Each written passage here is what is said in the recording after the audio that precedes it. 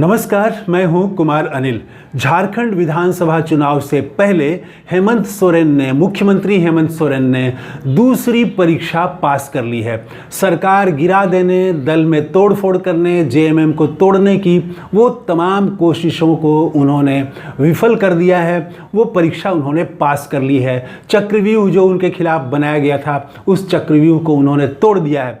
मैं इस वीडियो में ये बात करूँगा कि ये ताकत कहाँ से मिली, हेमंत सोरेन को ये ताकत कहाँ से मिली, कैसे उन्होंने तोड़ दिया इसको, इस चक्रव्यूह को जो रचा गया था उनके खिलाफ, सरकार को गिराने का जो चक्रव्यूह था उसको उन्होंने कैसे तोड़ा, कहाँ से ताकत मिली, किसकी बदौलत वो ये लड़ाई जीते हैं, किसकी बदौलत हेमंत सोरेन ने ये परीक्षा पास की है। इस वीडियो में मैं यही बात करूंगा। देखिए, पहले हम थोड़ा भूमिका बात कर लेते हैं कि 2-3 दिनों से ये बात चल रही थी कि चंपई सोरेन भाजपा में जा सकते हैं। 3-4 दिनों से, हफ्ते भर से आप कह सकते हैं, अखबारों में छन छन के बातें आ रही थी। और 2 दिन पहले जब वो दिल्ली गए तब तो तूफान मच गया। तो वो सारे जगह लिखा जाने लगा कि अब तो हेमंत सरकार गिर जाएगी, कितना बहुमत चाहिए, लोग विधायकों की संख्या गिन रहे थे, कितने विधायक जा रहे हैं, कितने विधायक संपर्क में हैं, 6 विधायक हैं, बहुत कुछ कहा जा रहा था। सोशल मीडिया में भाजपा के जो समर्थक थे वो लिख रहे थे कि भाजपा झारखंड में मिशन झारखंड चला रही है और वो सफल होने जा रही है। बड़ा सुंदर नाम दिया गया था, मिशन झारखंड। मिशन बहुत अच्छा शब्द है, पॉजिटिव वर्ड है, अभियान चलाना। तो इस अभियान चलाने जैसे अच्छे शब्द को भी भाषा, ये जो समर्थक हैं, खास तरह के लोग, इन लोगों ने भाषा को भी भ्रष्ट कर दिया। एक गलत काम के लिए मिशन का उपयोग, शब्द का उपयोग करने लगे लोग। अखबार में खेला लिखा जा रहा था, खेल। तो खेल भी हालांकि नियमों के अनुसार होते हैं, लेकिन यहाँ तो कोई नियम नहीं है। यहाँ तो पैसे के बल पर, ताकत के बल पर वो तोड़ने की कोशिश की जा रही थी, तब भी खेल लिखा जा रहा था। तो खैर, ये माहौल बनाया गया कि झारखंड में हेमंत सोरेन गिरने वाली है, जाने वाली है और इंडिया गठबंधन को बड़ा झटका लगने वाला है। ये सब माहौल बनाया गया था। लेकिन 2 दिनों के भीतर ही, और ख़ास करके पिछले 24 घंटे में, वो सारा माहौल ध्वस्त हो गया, वो सारा नैरेटिव ध्वस्त हो गया। और जिन विधायकों को चंपई सोरेन के साथ जाने की बात की जा रही थी, अब वो उनका सबका बयान आ चुका है। सब ने कहा है कि हम शिबू सोरेन के साथ रहेंगे, गुरुजी के साथ रहेंगे, आधी रोटी खाएंगे लेकिन गुरुजी के साथ रहेंगे। झारखंड के सम्मान के लिए हम जेएमएम के साथ थे, जेएमएम के साथ हैं, रहेंगे। अब वो सब खुल के बोल चुके हैं ये बात। तो चंपई सोरेन कुल मिला के अब अकेले पड़ गए हैं। भाजपा ने भी साथ छोड़ दिया है।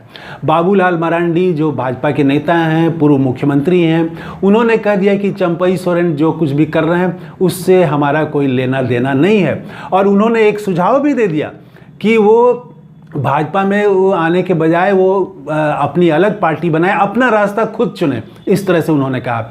तो इसका मतलब है कि वो अलग पार्टी बनाए।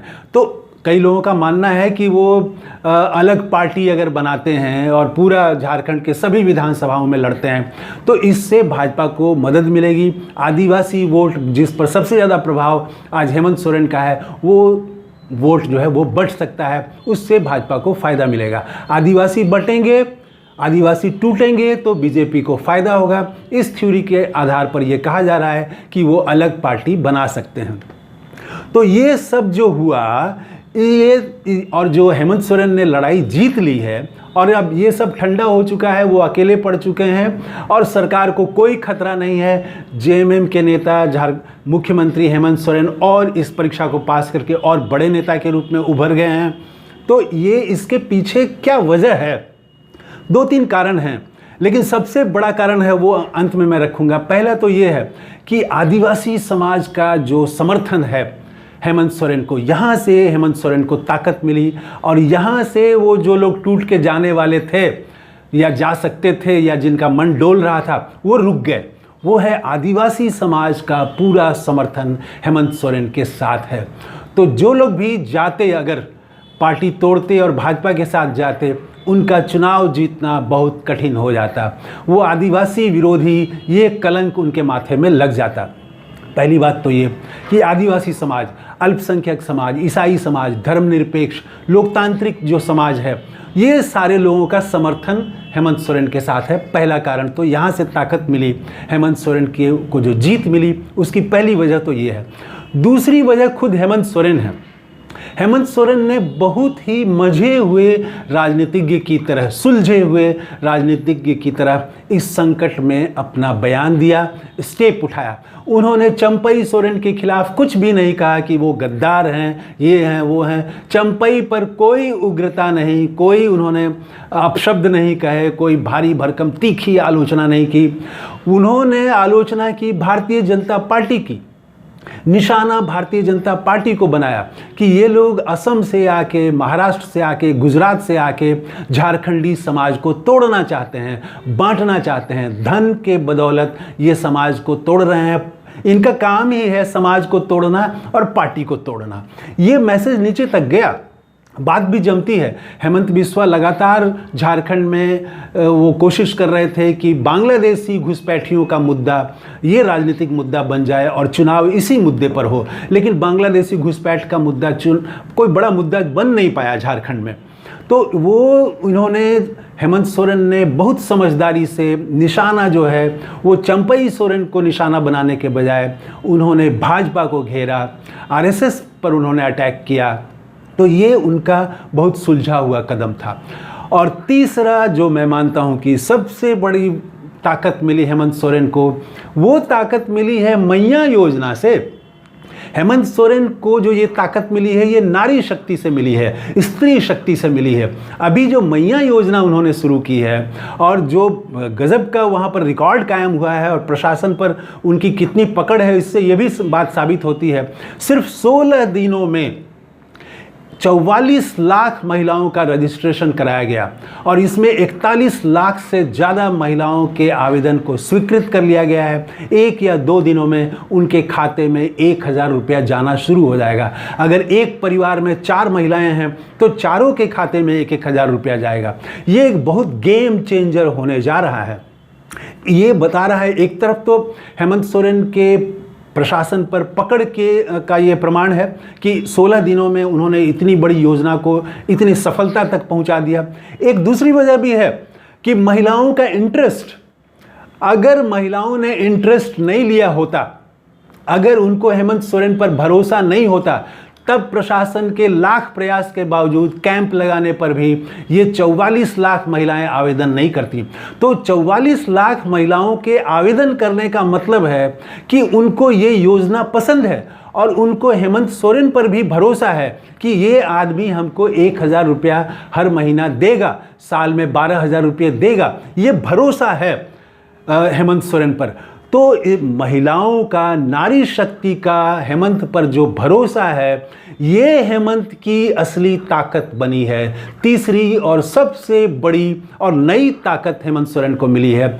इसने भाजपा में जो जाने के लिए सोच रहे थे, जो जेएमएम से विद्रोह करने के लिए सोच रहे थे, उनके पांव को रोक दिया।